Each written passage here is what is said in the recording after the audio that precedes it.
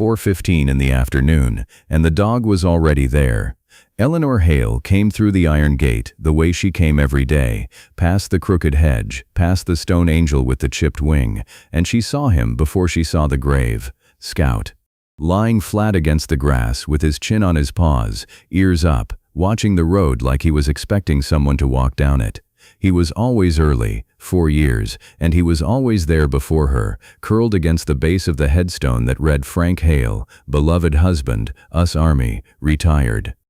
Scout was a retired war dog himself, one of the last Frank had trained and handled before they mustered out together, and she had stopped asking herself how a 9-year-old retired military working dog kept better time than her own kitchen clock. Some things you just let be. She sat on the bench across from the plot, the one with her name carved into a small brass plaque, a gift from the cemetery board for 50 years of flowers bought at their gift shop, and she looked at the watch on her wrist, Frank's watch. Leather band worn soft as an old glove, the second hand frozen where it had stopped the night the paramedics pulled it off him in the kitchen. 4:15. She wound it every Sunday out of habit, and it never once ran. Scout lifted his head, not toward her, toward the path that curved past the maple trees, where a man was walking slow, hands in his coat pockets, looking down at the ground like he was counting his own footsteps. He stopped about 8 feet from the grave, not close enough to be part of it, not far enough to be passing through. Eleanor watched him check his own watch, a plain steel one with a cracked face, and then look at Scout, and then look at the headstone. He didn't come closer. She had never seen him before. Not at the funeral. She remembered every face from that day, the way you remember the exact shade of a bruise, and not in the 4 years since, when she came here rain or shine, sometimes twice a week, sometimes daily in the bad stretches. A cemetery this small, you learned the regulars, the widow who tended her husband's roses 2 rows over, the young couple who came on their son's birthday and left a toy truck. This man was not a regular. And yet Scout's tail thumped once against the grass, low, like he'd been holding it still on purpose and forgot. "Scout," Eleanor said, quiet. The dog didn't come to her. He watched the man instead, ears tilted forward, and made a sound in his throat that wasn't quite a whine. The man noticed. He glanced at Eleanor for the first time, a short look, apologetic, the kind you give a stranger when you've wandered somewhere you're not sure you belong, and then he looked back at the dog. His jaw worked like he wanted to say something. He didn't. Eleanor pulled her cardigan tighter, though the afternoon wasn't cold. 72 years old, and she still hadn't learned to sit still through a silence that didn't belong to her. She almost stood up to ask him who he was, what business he had at her husband's grave, at this exact hour, on this exact bench view, like he'd read it off a schedule somewhere. She didn't ask. Frank used to say some questions answer themselves if you wait long enough, and she had spent 4 years practicing waiting. The man stayed where he was for 11 minutes. She counted them off the dead watch on her own wrist, the way she counted most things now, not because the numbers mattered, but because counting kept her hands from shaking. He didn't kneel, he didn't touch the stone. He stood with his weight shifting slightly from one foot to the other, the way a man stands when he's rehearsed a sentence and lost his nerve to say it out loud. Then, without a word, he turned and walked back the way he came. Scout stood up.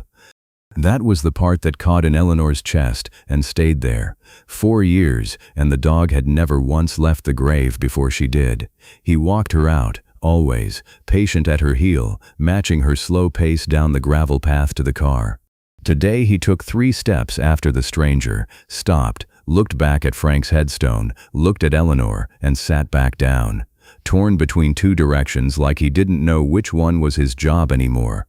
The bells of the little chapel down the hill rang out 4:30, dull and far off, and by then the man was gone past the far hedge, out of sight. Eleanor sat there a while longer than usual. She reached down and put her hand on Scout's head, the fur gone gray around his muzzle, and he leaned into her palm the way he always did, warm and solid and asking nothing. "Who was that?" she said, not really to the dog, not really to anyone. Scout's ears flicked toward the empty path. She didn't have an answer, and there was no one left to give her one. Frank had been the one who explained things, who this soldier was, why that stray showed up limping at the base gate. what a folded flag was supposed to mean when you were the one holding it. He had a way of making the world make sense without raising his voice about it. Since he'd been gone, Eleanor had learned to live inside the parts that didn't make sense. She'd gotten almost good at it. This one, though. This one sat wrong in her chest the whole drive home, past the hardware store with the faded flag decal, past the diner where she and Frank used to split a slice of pie on Sunday afternoons because neither of them could ever finish a whole one alone.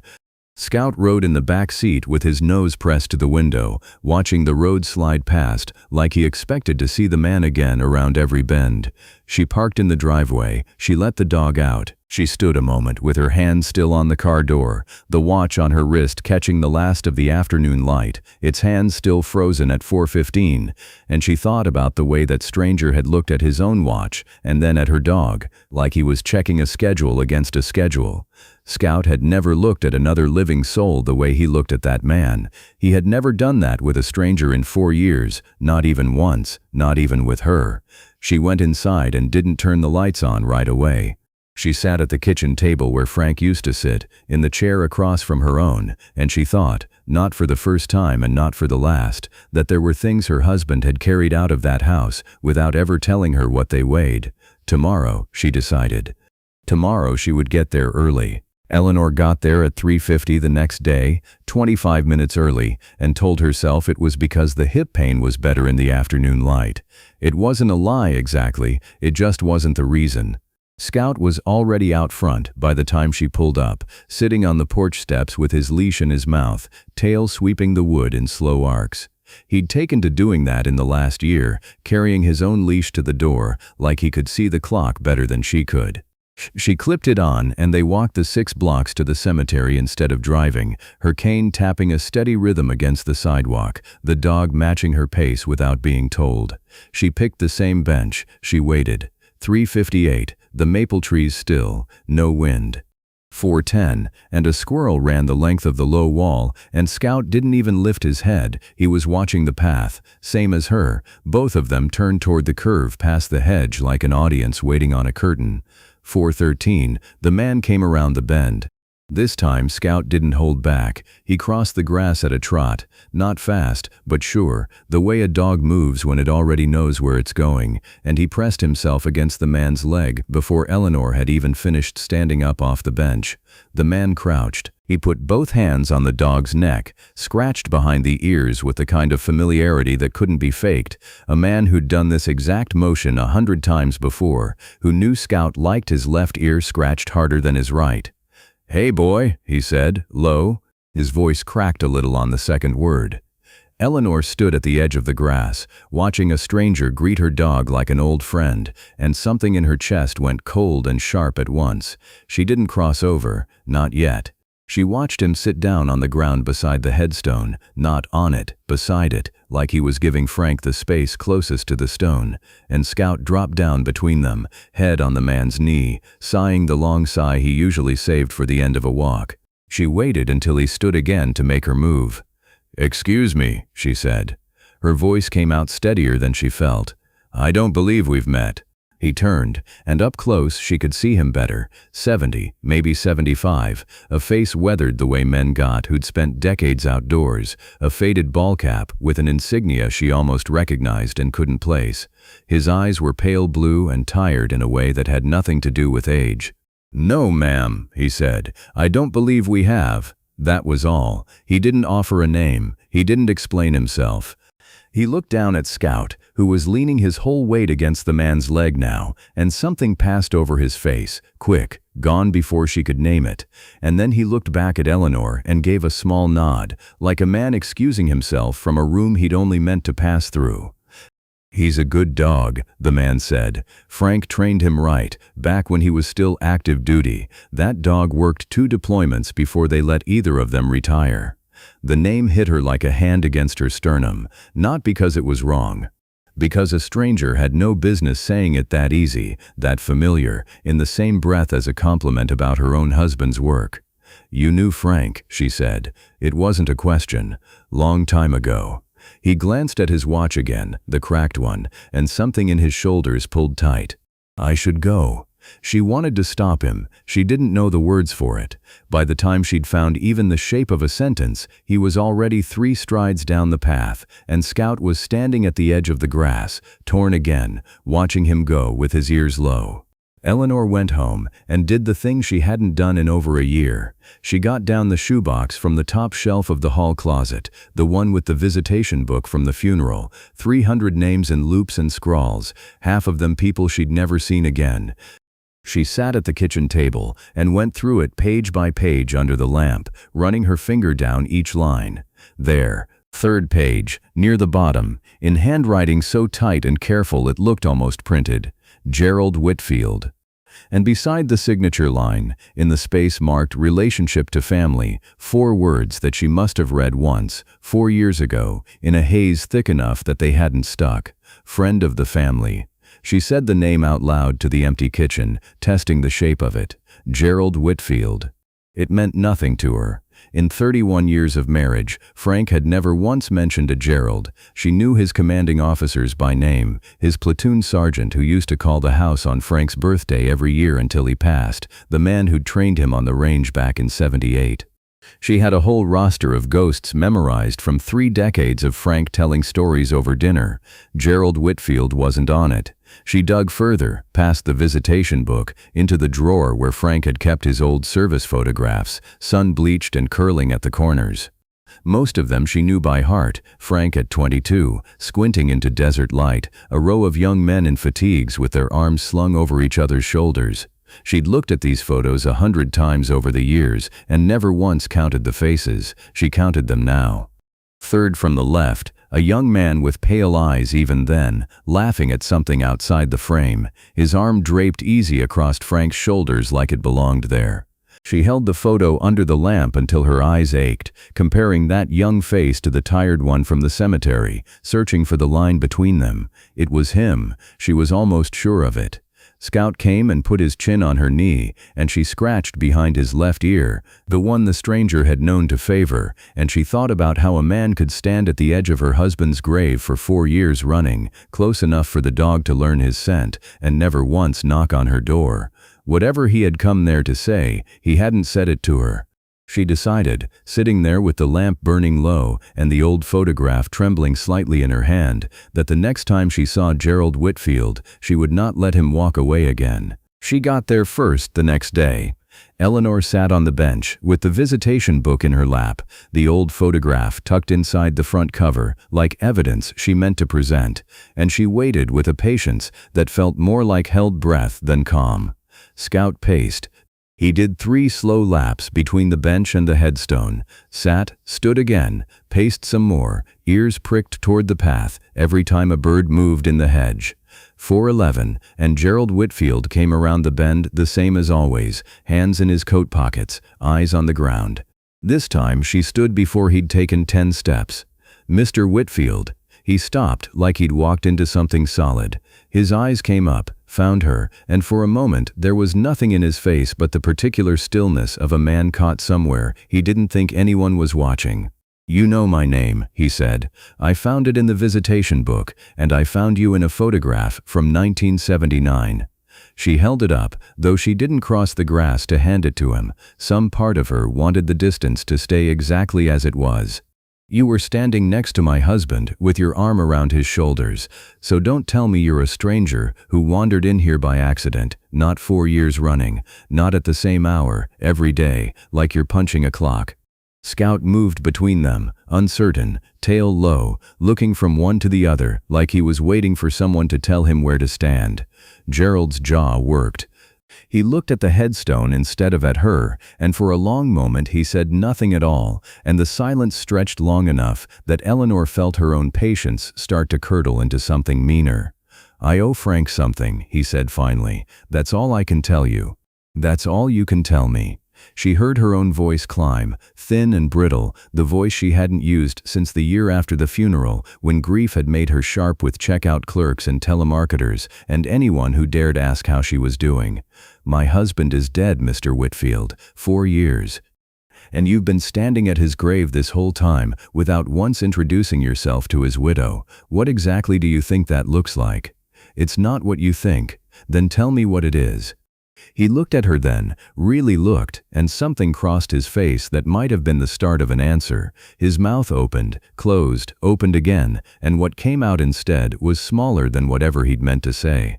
"I can't, not yet." It was the wrong answer. She knew even as the anger rose in her that it was the wrong thing to feel, that a man standing quiet at a grave for 4 years wasn't the profile of anyone dangerous, that Scout's whole body had gone soft and trusting the moment this stranger touched him. None of that mattered in the moment. What mattered was 31 years of marriage compressed into a headstone and a dead watch on her wrist, and a man who showed up uninvited to stand over it and offer her nothing but "I owe him something and not yet." "I think you should go," she said, "and I think you shouldn't come back." "Eleanor, you don't get to say my name either." Her hand was shaking. She pressed it flat against her thigh to stop it. "You get nothing from me until you tell me the truth, who you are to him, what you owe him, why now, after 4 years, you can't say one honest sentence to his wife." Gerald stood very still. Whatever fight had been in him seemed to drain out through his boots. He looked down at Scout, who had pressed himself against his leg again, unbothered by the raised voices, loyal in the simple animal way that didn't ask for context. "I'm sorry," he said, "not to her. To the dog, or to the headstone, or to something further back than either." Then, quieter, to Eleanor, "I won't come back if that's what you want." He didn't argue. He didn't defend himself. He turned and walked the path he always walked, past the maple trees, and this time he didn't look back once. No glance over the shoulder, no hesitation at the bend, just a man walking away from something he'd decided he had no right to fight for. Scout took 2 steps after him and stopped. The dog stood at the edge of the grass, torn clean in half, his head swinging between the shrinking figure on the path and Eleanor still standing rigid by the bench. He whined, once, a high, thin sound she'd never heard him make before, and then he turned and looked at her, not accusing, dogs didn't accuse, but searching, like he was waiting for her to explain something he didn't have the words to ask. "I did the right thing," Eleanor said out loud, to the dog, to herself, to the empty afternoon. Scout didn't come to her right away. He sat where he was, facing the path, ears drooped, and it was a long minute before he finally crossed back to her side and let her clip the leash on. They walked home in silence. She kept waiting for the anger to settle into something that felt more like relief, the satisfaction of having drawn a line and held it, and it never came. Instead, there was a hollow place under her ribs that hadn't been there that morning, and a sentence that kept circling back no matter how many times she tried to set it down. "I owe Frank something." She lay awake that night, longer than she had in months, the ceiling fan turning slow shadows across the bedroom, Scout restless at the foot of the bed, instead of asleep the way he usually was by 9. She thought about the way Gerald Whitfield had looked at the headstone instead of at her when he tried to answer, the look of a man standing at the edge of something too heavy to hand over all at once, nothing like a liar caught out. She had wanted certainty. She had gotten silence instead, and sent the only man who might have broken it walking off down a gravel path, with nothing but an apology he hadn't even meant for her. Somewhere near 2 in the morning, she stopped pretending she was going to sleep, and she lay there listening to Scout shift and sigh at the foot of the bed, and she wondered, for the first time since the funeral, whether she had just made the exact wrong choice. Gerald Whitfield did not come back. Eleanor told herself she was glad of it for 3 straight days. She went to the grave at her old time, 5 o'clock instead of 4:15, telling herself the change had nothing to do with avoiding anyone. Scout still went at 4:15 regardless of what she did. She'd started letting him out the back gate on his own. The cemetery was 6 blocks, quiet streets, and he'd made the walk 1,000 times, and he'd trot off alone, tags jingling, and be back on the porch steps within the hour, waiting for his water bowl.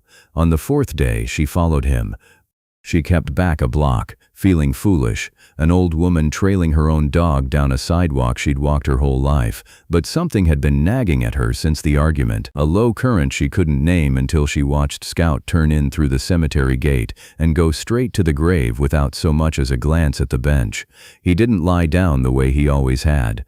He sat instead, upright, alert, in the exact spot 8 feet from the headstone where Gerald used to stand. Eleanor stopped at the edge of the grass and watched. 4:15 came, 4:20.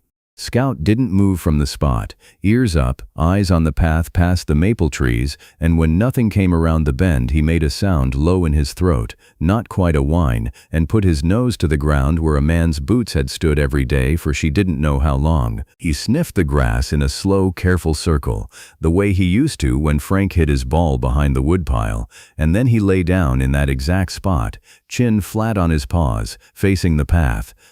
He stayed there until nearly 5, and Eleanor stayed with him, sitting on the bench in her own coat, with her own hands cold, watching her dog grieve for a man he'd known 4 days.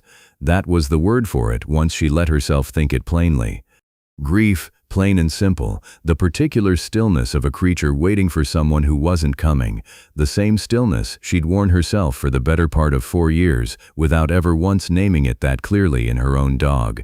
She thought about what she'd told herself the night of the argument, that she'd drawn a line and held it, that certainty mattered more than kindness when a stranger wouldn't give her a straight answer. Watching Scout press his nose into empty grass where a man's footprints used to be, she wasn't sure certainty had won her anything at all. At home that evening she made tea she didn't drink and sat at the kitchen table with the lamp burning low, and she pulled out the drawer she hadn't opened since the week after the funeral, Frank's address book, leather-bound, the pages gone soft at the corners from 30 years of handling. She had never once gone looking for a name in it. In the weeks after he died, she'd been too raw to touch anything of his that wasn't strictly necessary, and after that, the drawer had simply become part of the furniture of grief, present and untouched, the way a closet full of a dead man's shirts stays hung exactly where he left them. She went through it page by page. Frank's handwriting, blocky and even, the kind of penmanship the army had drilled into him decades before either of them met. Names she recognized, names she didn't. And there, on the page for W, in ink gone slightly brown with age, Jerry W., home. A phone number with a local exchange she recognized, the kind that hadn't been issued in this town for at least 20 years, which meant either the number was long dead or the man behind it had lived in the same house since before she and Frank were married. Under the entry, in smaller writing, added later, in a different pen, call before sept, no year, no explanation. Just 3 words that Frank had written down at some point and never once mentioned out loud, not once in 31 years of dinner table stories, not once in all the nights he'd talked about the men he served with until she could have drawn their faces from memory. She sat with the address book open in front of her for a long time. Scout came and lay down across her feet under the table, a warm dead weight against her ankles, sighing the way he did at the end of a hard day. She reached down without looking and rested her hand on his head, and she thought about the way he'd sniffed that patch of grass like he was trying to find something that had already gone. Not habit with the grave, habit with the man. A schedule kept for a person, not a place, and if a 9-year-old retired service dog could grieve a stranger after 4 days of scratches behind the ear, then whatever debt Gerald Whitfield thought he owed her husband must have been carried a long time before Scout ever met him. She picked up the phone twice that night and put it down twice, her thumb hovering over the numbers, her chest tight with something that wasn't quite anger anymore and wasn't quite forgiveness either.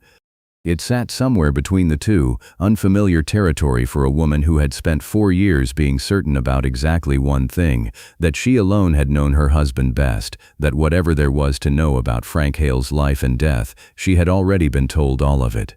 Watching her dog mourn a man's absence had put a crack in that certainty she couldn't quite paper back over. The third time, she let the phone ring in her hand for a full minute before she dialed, and even then her finger shook so badly on the last number that she had to start over twice. It rang 4 times. She almost hung up on the 5th. Then a voice, older, rough at the edges, cautious in the particular way of a man who didn't get many calls anymore.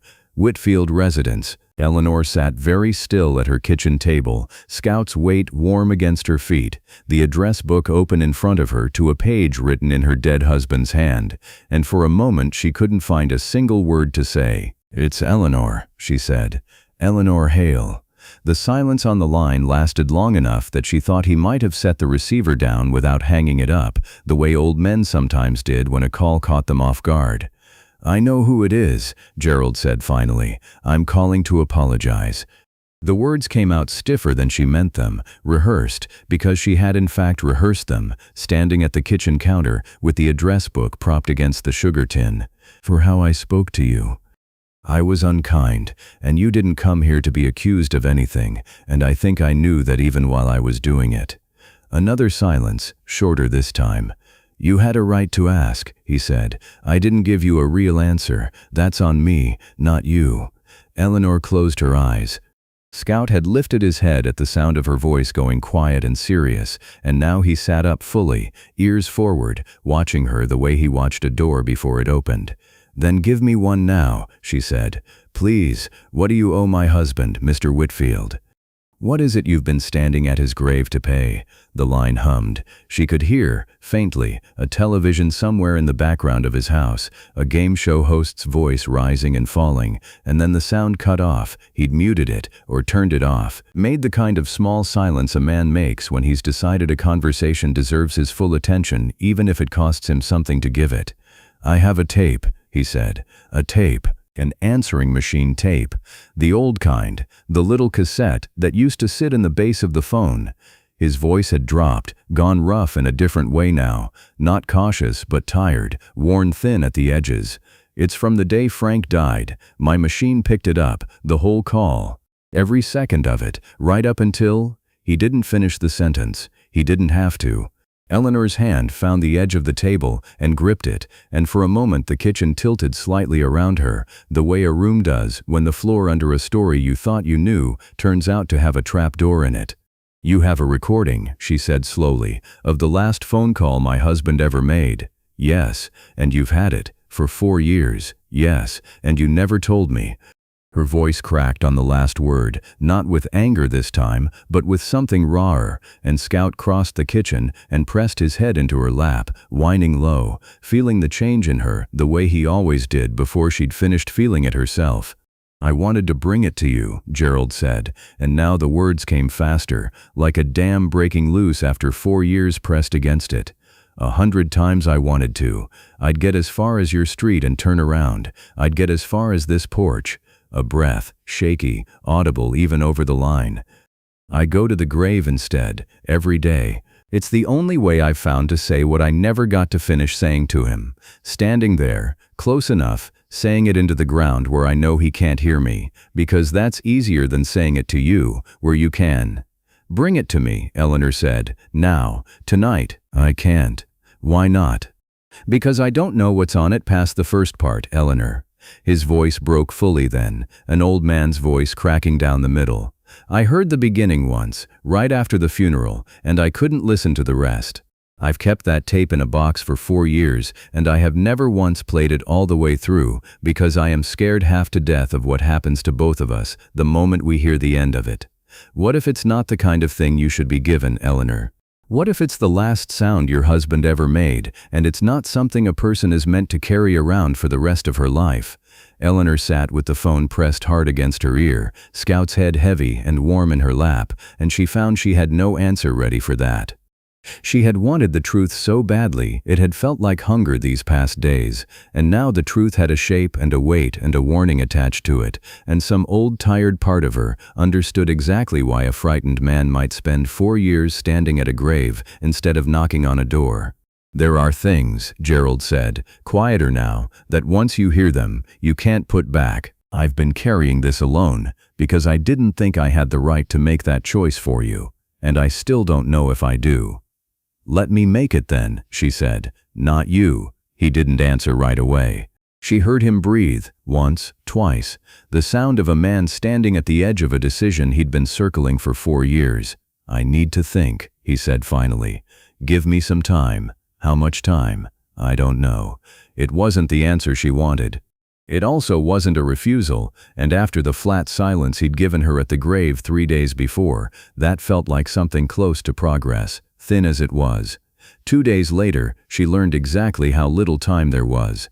she ran into Dolores Whitcomb outside the pharmacy, a woman who volunteered at Cedar Grove Senior Residence and knew every piece of news in town a full week before the newspaper did. And Dolores mentioned, between complaints about her hip, that the Whitfield place on Birch Lane had a moving truck parked out front the previous Tuesday, and that Gerald was set to move into Cedar Grove himself inside of 2 weeks, room 114. His daughter had arranged it all from out of state, said he couldn't manage the house alone anymore. 2 weeks. Eleanor stood on the sidewalk with her grocery bag, cutting into her fingers, and did the math without wanting to. 2 weeks to convince a frightened man to hand over the last sound of her husband's voice before he packed himself into a room 40 miles away and took the tape and whatever was on it with him. She went home and found Scout waiting on the porch steps, leash already in his mouth, 4:15 bearing down fast, and for the first time in 4 years she understood exactly what the dog had been keeping time for. Not a grave, a clock that was about to run out. She didn't call again. She let Scout do it instead. 3 days after the grocery store, she clipped the leash on for the evening walk the way she always did, meaning to loop the block twice before dinner, and Scout turned left at the corner where they always turned right. She followed out of surprise more than intention, and he kept going, tail up, nose forward, past the church with the peeling white paint, past 2 streets she recognized only vaguely, until he stopped in front of a small clapboard house on Birch Lane, with a moving truck backed halfway up the drive, and sat down at the foot of the porch steps, like he'd done it every day of his life. Eleanor stood on the sidewalk, holding a leash attached to a dog, who had, without her ever giving him the address, brought her directly to Gerald Whitfield's front door. The porch light came on before she'd worked up the nerve to knock. Gerald stood in the doorway in a cardigan, with the elbows worn thin, and behind him she could see the shapes of half-packed boxes stacked against the hallway wall, a life being folded down into what would fit in a single room. He looked at Scout first, then at her. "He brought me here," Eleanor said, because it was the only explanation she had, and because saying it out loud made her realize how strange and how obviously true it was. "I didn't tell him where to go." Gerald was quiet a moment, and something in his face softened in a way she hadn't seen from him yet. Not the careful, guarded look from the cemetery, but something closer to relief, the look of a man who has been waiting a long time for a decision to be taken out of his hands. "Come in," he said. "Both of you." The house smelled like coffee gone cold, and the particular staleness of rooms that had been closed up too long, cardboard and old carpet, and underneath it, something like pipe tobacco that had probably soaked into the walls decades before it ever went out of fashion. Half the furniture already had blue moving tape stuck to it, labeled in block capitals, "Living RM, Donate Keep," and Eleanor found herself standing in the middle of a stranger's house being disassembled around her, feeling less like an intruder than she expected to. Gerald led her to the kitchen, cleared 2 chairs of stacked newspaper, and put the kettle on without asking if she wanted anything. The automatic hospitality of a man who'd grown up in a generation that didn't know how to have a difficult conversation without also offering tea. It was on the kitchen shelf, above the stove, that she saw it. A small wooden box, cedar by the look of it, hand-joined, no lock, covered in a thin square of cloth that had gone dusty at the folds. It sat apart from everything else in the kitchen, not packed in a box marked "Kep," not sorted at all, just left in its place like something too heavy to move and too important to leave behind. She didn't have to ask what was inside it. "I built that box myself," Gerald said, following her eyes. "Winter after the funeral, had the tape in a drawer before that, just loose, and one night I couldn't stand the thought of it rattling around in there with the rubber bands and the dead batteries. Felt disrespectful." He set 2 mugs down, though the kettle hadn't finished. "So I built it something to live in. Have you listened to it since?" Eleanor asked. "Since that first time," he shook his head. "Once, the week after, I got as far as—" He stopped, cleared his throat, started again. "I got about 90 seconds in and I shut it off, and I have not touched that dial since. 4 years. I open that box maybe twice a year, just to look at it, make sure it's still there, still safe, then I close it again. Why keep coming to the grave if you've never let yourself hear the rest?" Gerald sat down across from her, slow, the way a man sits when his knees have opinions about it. Scout came and lay across both their feet under the table, a warm bridge between them, and for a while Gerald just looked at the dog, instead of answering. "Because I could say things to him there that I couldn't say to a machine," he said finally. "Standing over that stone, I could tell him I was sorry. I could tell him what I should have said back, that day, if the call hadn't cut off when it did. It felt like the only way I had left to finish the conversation." He rubbed a hand over his jaw, rough with silver stubble. "The tape's got his voice, not mine. Whatever he was in the middle of saying to me, I don't get to answer it now, I just get to hear it. And some part of me has been putting that off for 4 years, because once I hear it, that's it. There's no more of Frank left that I haven't already used up."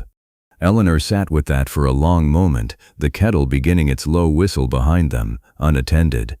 She thought about her own 4 years, the way she'd rationed out his voicemails on her old phone, until the phone finally died and took them with it, the way she still sometimes opened his closet just to breathe in what was left of him in the fabric, growing fainter every season. She had thought her grief was a private country nobody else had a passport to. Sitting in Gerald Whitfield's half-packed kitchen, watching an old man's hands shake slightly around an empty mug, she understood for the first time that he had been living in the same country the whole time, just on a different road through it. "You're not the only one who lost him," she said quietly. "No," Gerald said, "I know that." "Then let's not lose him alone anymore, either of us." He looked at her, and then at the box on the shelf, and then back at her, and something in his face gave way at last, not collapse, but the particular relief of a man setting down a weight he had never been strong enough to carry by himself, only too stubborn to admit it. "All right," he said, and reached up for the box with both hands, careful, the way you'd lift something that might still be breathing.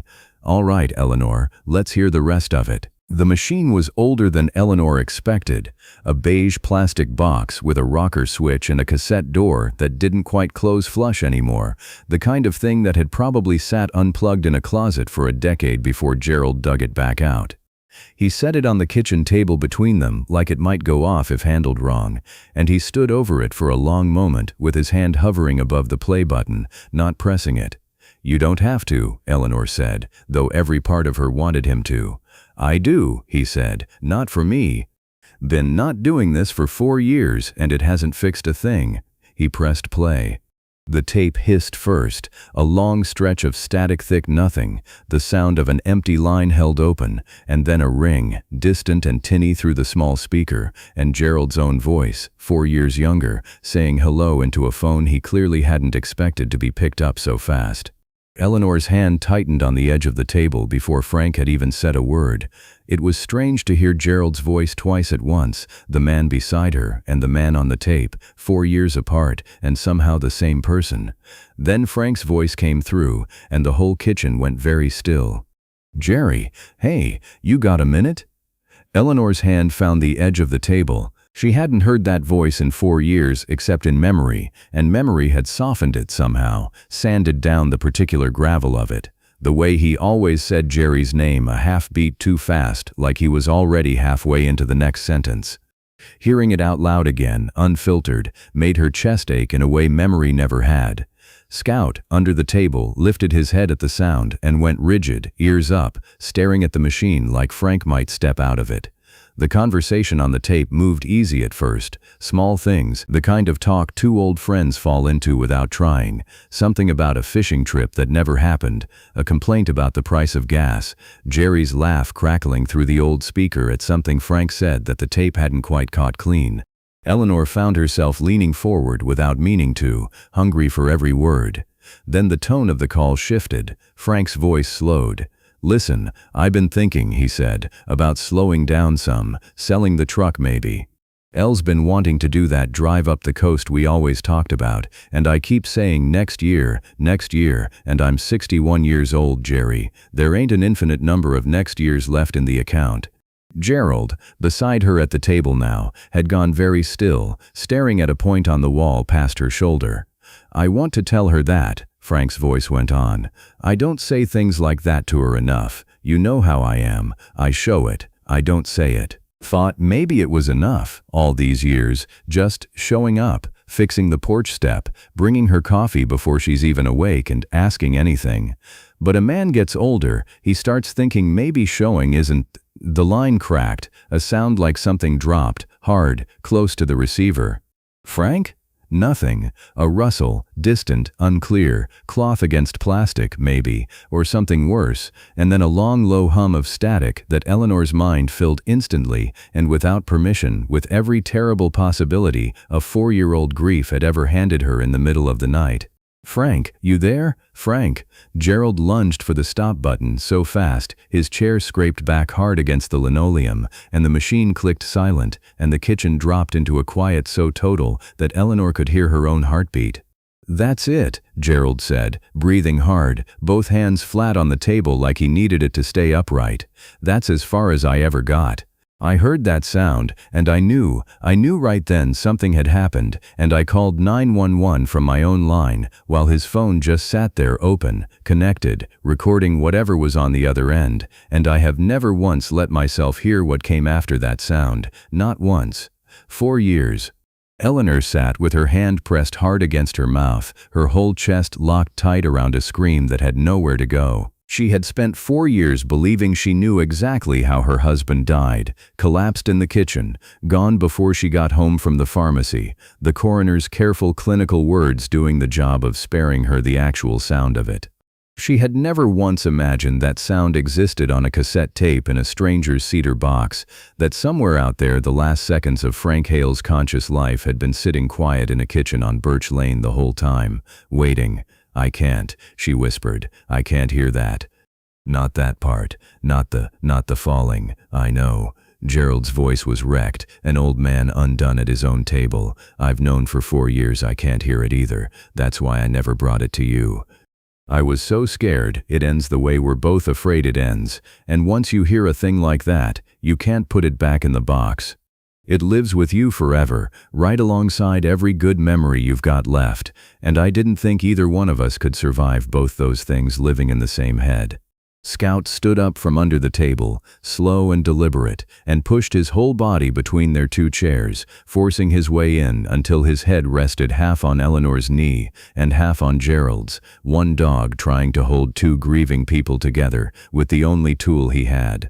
Neither of them touched the machine again that night. "There's a man on Fillmore," Gerald said eventually, once his breathing had steadied.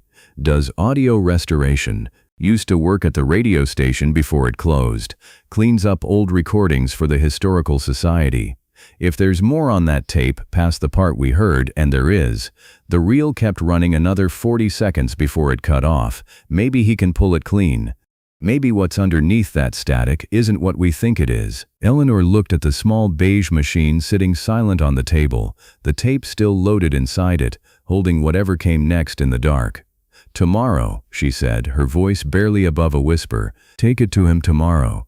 I don't think either of us can wait much longer than that to know." The man on Fillmore Street had a beard gone white and a workbench crowded with reel-to-reels and soldering irons, and he took the little cassette from Gerald's hands like a doctor accepting an X-ray, careful, professional, already thinking 3 steps ahead. He called 2 days later. Said he could clean the last 40 seconds, said what had sounded like static and a fall was mostly the phone receiver rubbing against fabric, a shoulder, a collar, something soft, as a hand moved it, not dropped it. Said there was a voice under the noise, faint but there, and he'd pulled it out as clean as 40-year-old equipment and modern software could manage between them. Eleanor and Gerald sat together in his cluttered little shop, side by side on 2 mismatched stools, Scout lying across both their feet the way he'd taken to doing since that night in the kitchen, and the restoration man set a small speaker between them and pressed play without ceremony, the way you'd hand someone a letter they'd been waiting a long time to receive. The hiss was still there, but softer now, pushed back behind the voice instead of swallowed up in it. "Not falling, Jerry. I'm fine. I just switched the phone to my other hand. This collar's been bugging me all." Eleanor's whole body went loose at once, the breath she'd been holding for 4 years leaving her in a single shudder. Not a fall, not the sound of a man collapsing. A man shifting a phone from one hand to the other because his collar itched, alive, annoyed, ordinary, the most human sound in the world. Anyway, what I was saying, Frank's voice went on, steadier now, is I don't say it enough. To her. I say it in the porch step I fix, and the coffee I make, and the way I still open the truck door for her 31 years running, and I always figured that was the same thing as saying it. Maybe it ain't, though. Maybe a woman needs to actually hear the words sometime before she's too old to remember hearing them. A pause, the faint sound of Frank clearing his throat. So if I don't get around to telling her myself, and Jerry, I mean to, don't get me wrong, I'm gonna tell her tonight when she gets home, but if for some fool reason I don't, you tell her for me. You tell Eleanor that 31 years wasn't enough, and it still wouldn't have been enough if I'd got 60 more, and that every single morning I woke up next to her felt like getting away with something I didn't earn. Tell her the porch step, and the coffee, and the truck door, that was me saying it the only way I knew how, and I'm sorry it took me this long to figure out the words might have mattered more than the recording cut. Not a fall this time. The machine simply stopped, tape run out, or connection lost, the restoration man explained quietly, some technical detail about the call ending on the other side. There was no scream, no thud, no terrible final sound waiting in the noise, just Frank's voice, mid-sentence, cut off the way any ordinary phone call gets cut off, and then nothing at all. The restoration man clicked off the speaker and quietly stepped through a curtain into the back of his shop, leaving them alone with what they'd just heard. Eleanor understood, distantly, that he did this on purpose. A man who worked with old voices for a living probably knew better than most that some rooms needed to empty out fast once the tape stopped. Eleanor sat with both hands pressed over her mouth, and the sound that came out of her when she finally let it come wasn't a sob so much as something that had been dammed up behind her ribs for 4 years, finally finding a crack to run through. She wept the way she hadn't wept since the funeral, not for the loss this time, but for the arrival of something she'd never expected to receive, a piece of her husband, delivered late, still warm. She thought of every version of his death she had built for herself over 4 years without ever meaning to. The kitchen floor, the silence when she'd come home and called his name twice before she understood why no one answered. All that time she had assumed his last seconds were fear, were falling, were the worst thing a body could feel. They had been none of that. They had been him talking about her, working up the nerve, the way a younger man might work up the nerve to propose, except he was 61 years old and had already been married to her 3 decades, and was still nervous to say the plain thing out loud. He had meant to tell her that night. He had been planning it, rehearsing it on the phone with his oldest friend, like a man practicing a speech he was nervous to give, and the world had taken the evening away from him before he ever got the chance. But the words hadn't died with him. They had been sitting in a cedar box on Birch Lane the whole time, patient as Scout at the foot of a grave, until someone finally had the nerve to let them out. Gerald was crying too, silent, his shoulders shaking, an old man who had carried this exact sentence alone for 4 years, believing it was a wound and finding out, only now, that it had been a gift the whole time, one he simply hadn't had the courage to deliver. 4 years, he said, wiping his face with the back of one weathered hand, embarrassed and past caring about it. 4 years I told myself I was protecting you from something ugly. Turns out I was just sitting on the last good thing he ever gave either one of us. "I'm sorry," he said, when he could speak again. "I'm sorry I made you wait so long for this." "You didn't make me wait." Eleanor reached over and took his hand, an old man's hand, weathered and shaking, and held it the way she used to hold Frank's on long car rides when neither of them needed to say anything at all. "You were scared, so was I. We were scared of the same thing from 2 different directions, and it turns out neither of us had anything to be afraid of." Scout lifted his head from between their feet and looked from one of them to the other, and then, slow and deliberate, he stood, walked the small half-circle around their stools, and lay back down directly between them, his body a bridge, his chin resting half on one lap and half on the other, exactly the way he had rested his head on Frank's knee 1,000 evenings on the front porch. Back when there had been 3 of them instead of 2, neither of them moved him. They sat like that a long while, 2 people who had spent 4 years grieving the same man from opposite sides of a silence, now sitting close enough that the silence had nowhere left to live. Outside, the light was already turning gold toward evening, the ordinary hour when the whole town was heading home for supper, and neither Eleanor nor Gerald reached to check the time. 4:15 came and went that afternoon, and for once neither of them was standing at a grave to mark it. The moving truck left Birch Lane on a Thursday, and by then it wasn't packing up a house that felt abandoned. Eleanor had spent 3 of the 2 weeks helping wrap dishes in newspaper and label boxes in Gerald's careful block capitals, and Scout had spent them underfoot the whole time, tripping movers, claiming a corner of the porch as his own, acting for all the world like the house had always been partly his. On the last afternoon before Gerald left for Cedar Grove, the 3 of them went to the cemetery together, on foot, the way Eleanor and Scout always had, except now there were 2 sets of footsteps beside the dogs instead of 1. 4:15. The maple leaves had started to turn since the day this all began, a few of them down already on the grass around the headstone, and Scout went to his spot the way he always did, except this time he didn't lie down alone at the base of the stone. He circled once and settled between the 2 lawn chairs Gerald had insisted on carrying over from his own backyard that morning, one for each of them, arranged on either side of Frank's grave like a family sitting down to a meal. Nobody spoke for a while. That was fine. Some silences were the good kind now. "I used to think," Gerald said eventually, "that coming here every day and saying nothing out loud was a way of honoring him, keeping the wound private. Turns out it was just me being a coward with extra steps." He looked at Eleanor, and something in his tired face had eased in the 2 weeks since the shop on Fillmore, the particular loosening of a man who has finally set something down. "I don't want to do that anymore. Wherever I end up, I want people to know Frank Hale's name out loud. I want to tell his stories at that place they're sending me, whether anybody there wants to hear them or not." "They'll want to hear them," Eleanor said. "Everybody loves a good story about a man who fixed his own porch step at 61 and called it romance."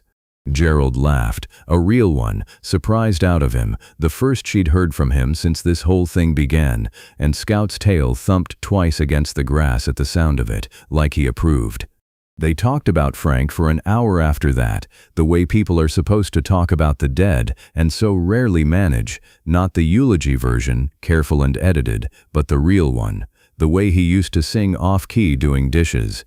The time he'd tried to teach Scout to fetch the newspaper and ended up chasing the dog 3 blocks in his bathrobe, the fishing trip that never happened, and the 20 other fishing trips that had. Gerald had stories from before Eleanor's time, from the army years, stories she'd never once heard because Frank had never told them, and she found she wasn't jealous of that anymore, only grateful there was still more of him left to learn. Before they left, Gerald knelt slowly at the headstone, one hand braced on Scout's back for balance, and pressed his palm flat against the cool granite the way he'd never once let himself do in 4 years of standing 8 feet back. "Message delivered, old friend," he said quietly.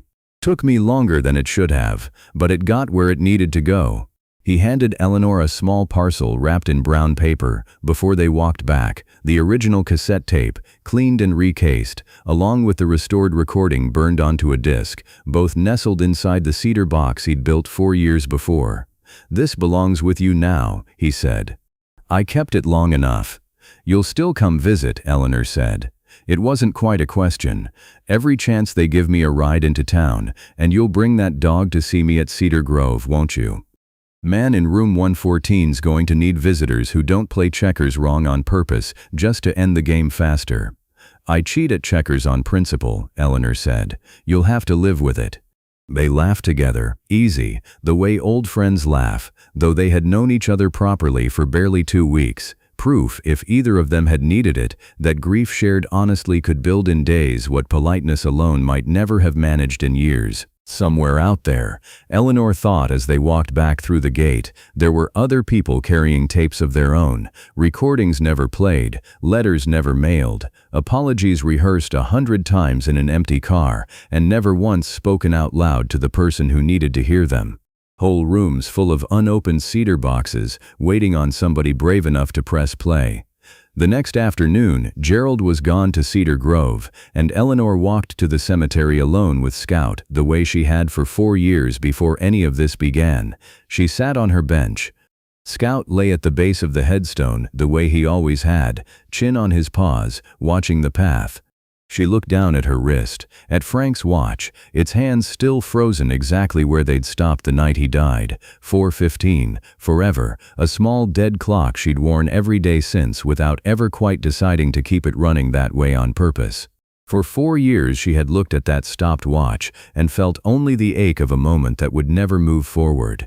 Today, for the first time, she looked at it and smiled, because now she understood what her husband had been doing in the last minutes those hands still remembered, not falling, not dying, talking, laughing with his oldest friend, working up the nerve to say a sentence he'd carried inside him for 31 years, running out of time before he ran out of words, but getting close enough that the words found their way home anyway, 4 years late and exactly on time.